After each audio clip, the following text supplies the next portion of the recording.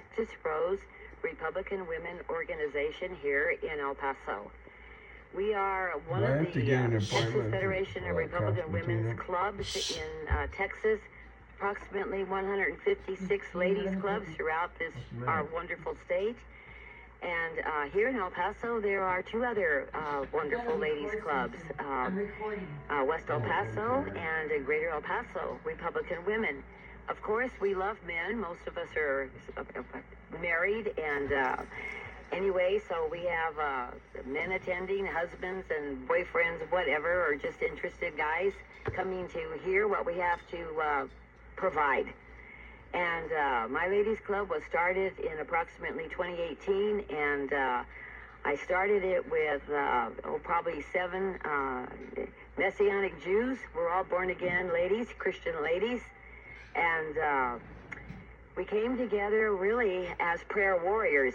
That's what I tell them. That's our primary objective here, under the auspices of our mother house, you might say. We're supposed to find and promote candidates, which we desperately need, folks. Hey, any of you willing to stand up and run for office here? We need biblical candidates. And you're welcome to come and visit our clubs. My Ladies Club meets the 3rd Sunday of every month. And it's at the Republican headquarters, which is 7717 Lockheed Street. It parallels Montana, approximately a mile and a quarter east of Airway. So from 1 to 3:30, we host our meetings. We just had a wonderful meeting approximately a week ago, the 3rd Sunday, folks. And so for myself, having been a Judeo-Christian activist for at least, oh my heavens, I'm sure 24 years now, having left Seattle, I realized that, oh my goodness, however the Lord's directing my path, I know it's to promote the great founding of this nation, which was with the Bible, and to help people understand the importance of our American history. So for so many of my beautiful ladies, depending on the high schools that they graduated from, etc., they had not a secure basis in what we call civics. And that is really knowledge of the founding documents, which are the Constitution of the United States, that was ratified by approximately 55 wonderful our founders, and in the year of 1791. Of course, it wasn't ratified, folks, till after the Bill of Rights. That's the first 10 amendments that are our rights from God. So if you're listening, please understand. You go get your Bible and compare it and have a Constitution copy, which I can provide for free at any of my meetings, and take a look and see. God is the King. God is the lawgiver. God is the promoter of the faith. Well, he is the faith. So the 3 branches of government: legislative, the executive, the legislative branch, which is Congress. That is, God is the lawgiver. God is the king. That's the executive branch. So the man we elect to be the leader of this nation is the president. And then God is the judge, the righteous judge, and that is the judiciary branch. So 3 branches of government, folks. If you call yourself a Christian, a Judeo-Christian, you must vote. It's an obligation to vote and maintain this Judeo-Christian constitutional republic. Now, why am I calling it a Judeo-Christian country? Is because the laws that we were founded under that are inscribed in the documents. So the Constitution, the Declaration of Independence, which is why we celebrate the 4th of July, that's 1776. That document in the first paragraph enshrines why the Bible was the founding. So Thomas Jefferson wrote the laws of nature and of nature's God. Those are phrases in the first paragraph of the Declaration. They came from Sir William Blackstone's The Commentaries of the Laws of England, and Blackstone wrote this document approximately 1764, 1768. Jefferson, like all of the British people, British men, they read that document, and Jefferson understood it. And if you research the commentaries of the laws of England, right away in the first chapter, it defines the laws of nature and of nature's God, and they are of the Bible. So one of the things she mentioned was civics. Governor Ron DeSantis of Florida brought back civics in the school system when he was elected. That's one of the first things he did. The other thing is, when she's talking about, excuse me, I know many of you think, well, this is too political. It is not political, excuse me. One of the things you have to remember, I'm presenting what is called the biblical worldview. And once you accept the biblical worldview, guess what? The other side calls you political, because we present truth. Well, folks, the uniqueness of America, no nation in the history of mankind, our founders set this nation as a constitutional republic, but the uniqueness is it was founded with the Bible. And as most of the founders stated in so many times, and you can, that we have some great books that describe our founders. You can go to the wallbuilders.organization. That's David Barton, who is a Texas historian. It's called The Wall Builders. You can buy little books and pamphlets that fully explain the unique founding of America. And that's why we're fighting now with everything that we can. And mainly prayer is first, but standing up, voting, doing your civic duty, and voting for biblical candidates, folks. You have to have you have to take a little bit of effort on your part to either attend some of their forums or read wherever you can find some information. It's online, actually, also, on some of these candidates. But understand that where we're at now in time, in the year of 2024, across America, we have been robbed of much because so many were poorly educated as they graduated from high schools across the United States. Without a doubt, many changes occurred in this nation in the 1930s. That's the Roosevelt administration. And what they managed to do was too many lawyers that were not truly American, were not for America, were in his administration. And they did their best to go after the law schools, because up until probably 1939, all law schools in America taught Sir William Blackstone's The Commentaries, and firmly required that all lawyers read the Bible and understand its connection to the rule of law for the United States. That is the authority. The rule of law for the United States is not man-made. It's not what they call court law or case law, which is based in, it's nothing, it has no value. But that's what they've established in 1939, 1940. As we come forward in 47, then we had the justice on the court then, on SCOTUS court then was, his name was Black, I believe his last name, in 1947. He went after what we call the establishment law, of the Constitution, and it is the Bible. That's where the rule of law, that's the authority. But he replaced it with case law, and man-made up. So in the 1960s, 62 starting, they removed prayer, the Bible, and the Ten Commandments from public education on the basis of a separation of church and state. 5 words, folks, and they're not in any of our founding documents. Boy, Satan was busy in the United States then, going after these men that supposedly were knowledgeable on the United States Supreme Court. Well, that's what they did. If we look at the status of our children now in education, from what it used to be to what it is now, it's outrageous.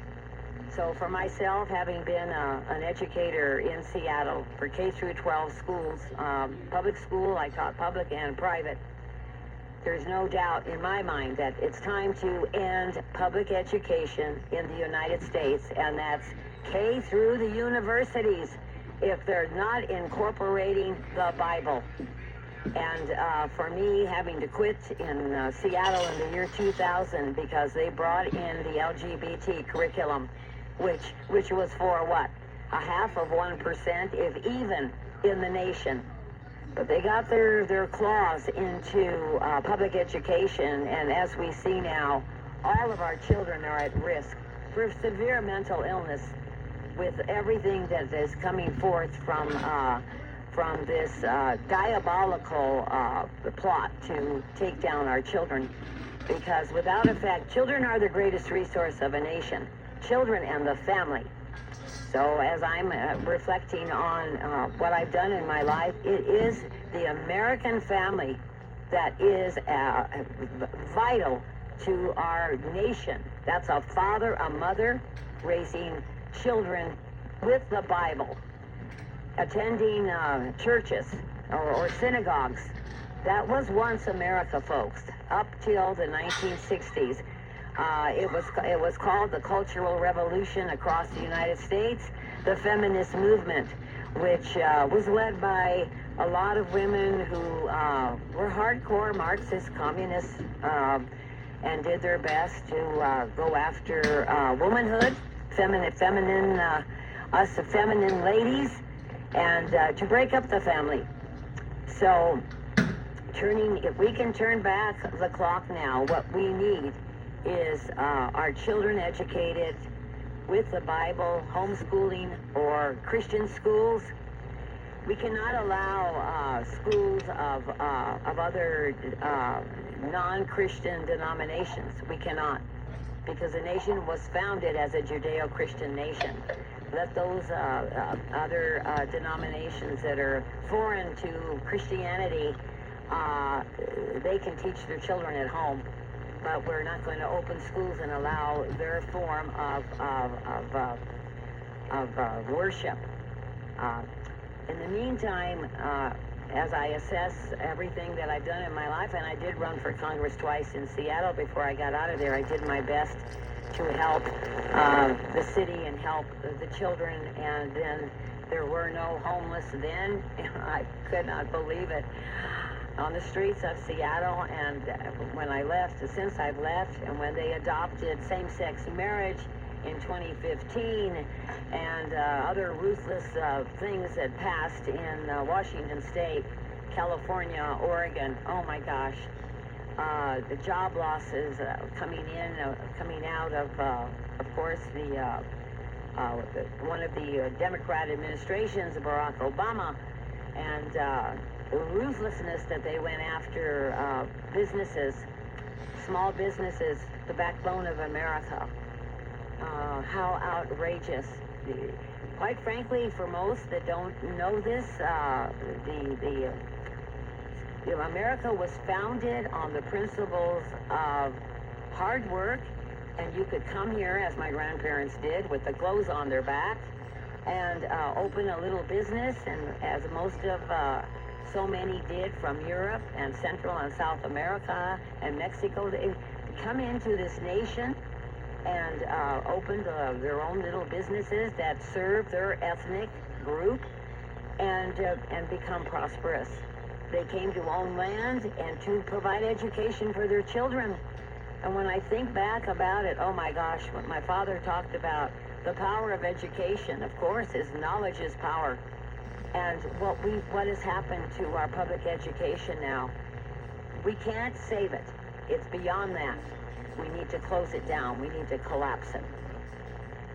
And that's why it was so important for Texas to vote for, and we were promised, the school vouchers. Right. Now, folks, because we only got 10 minutes left, I want her to explain something that's happening in the schools in El Paso, because there's a lot of people taking their children out of the public schools.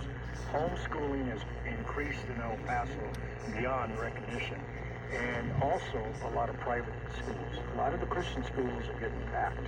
Right. Explain what's happening in our school system here in El Paso that just blows people away, because 99% of them didn't even know it. I didn't know it until last Sunday. Well, the nightmare is, the reason I had to quit teaching in Seattle was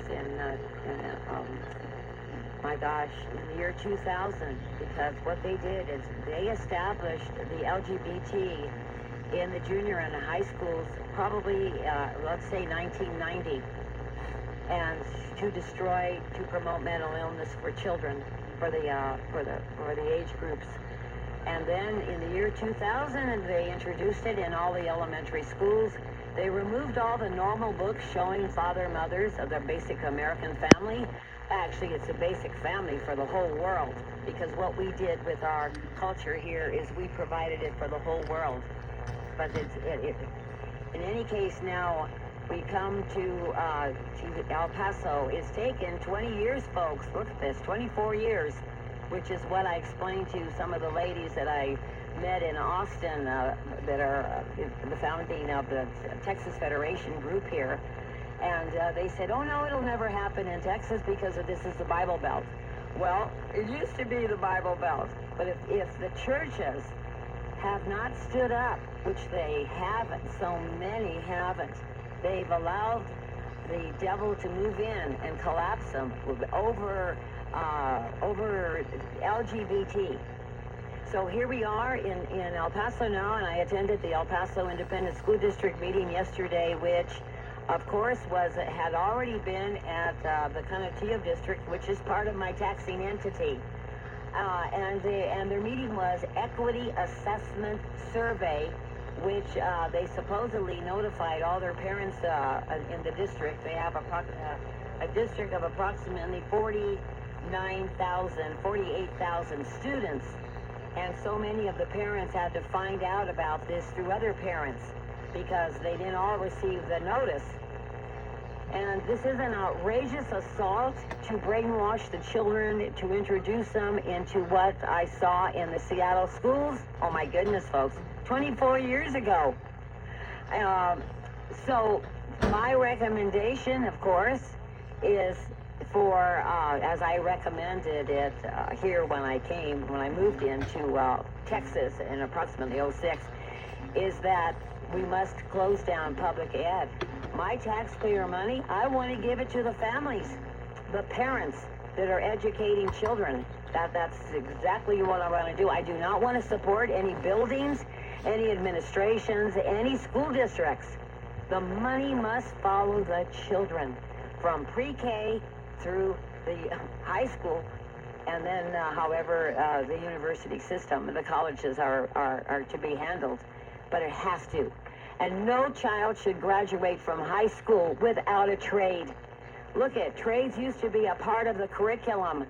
I'm going back to the 1970s, which is when it was removed on the West Coast in a lot of the school districts then, because they didn't want to promote good behavior. They wanted to destroy children.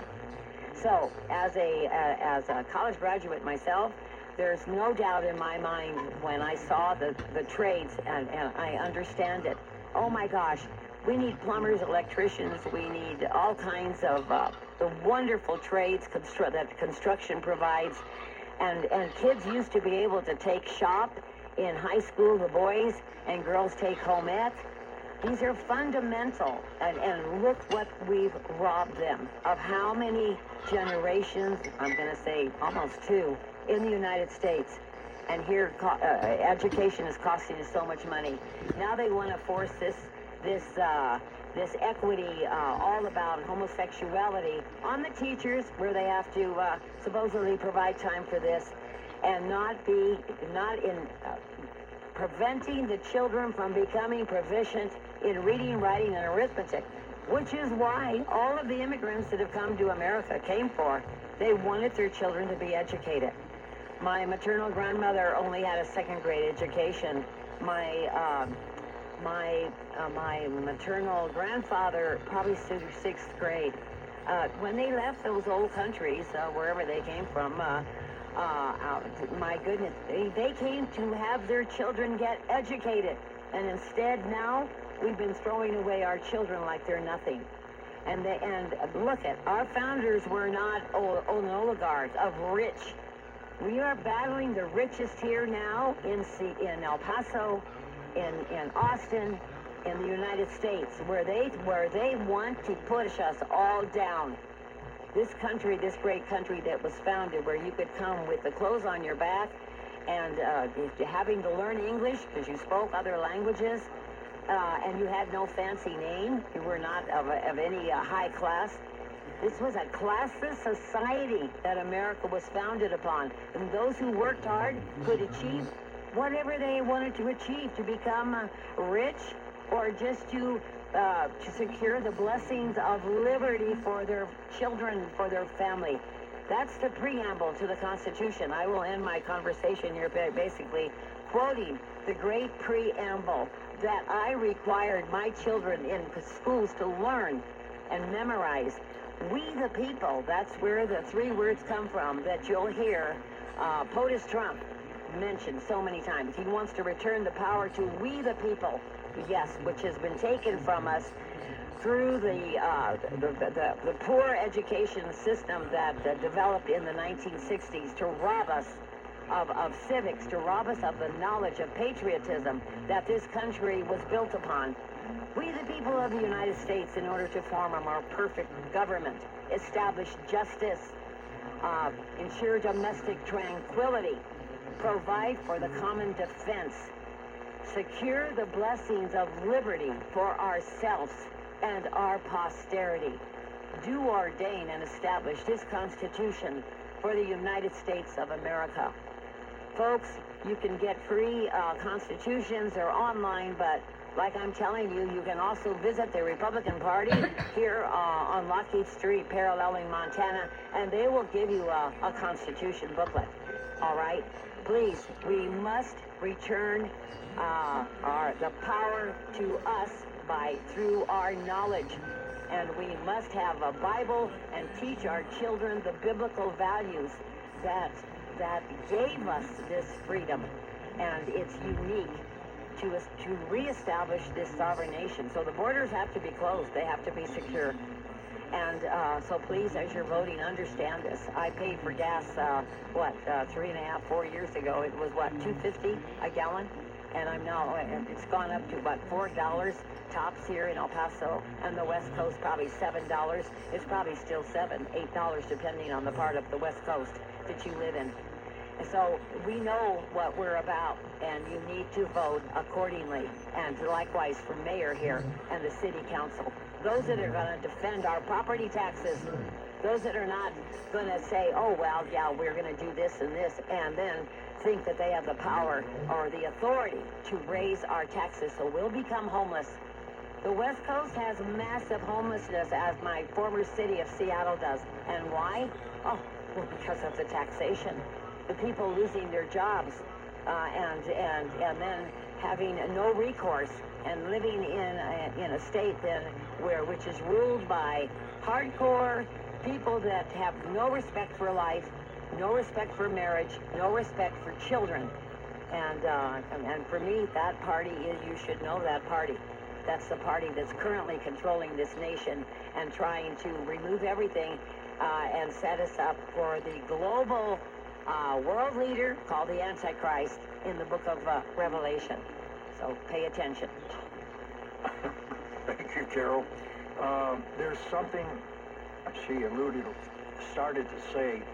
What they're doing in the school district was addressing the third graders on gender. It's on gender dysphoria is really what it is. It's putting the ideas in little children's heads. Without the knowledge of the parents. Yes, right. I want to add this to you. We all have talents that God has given us.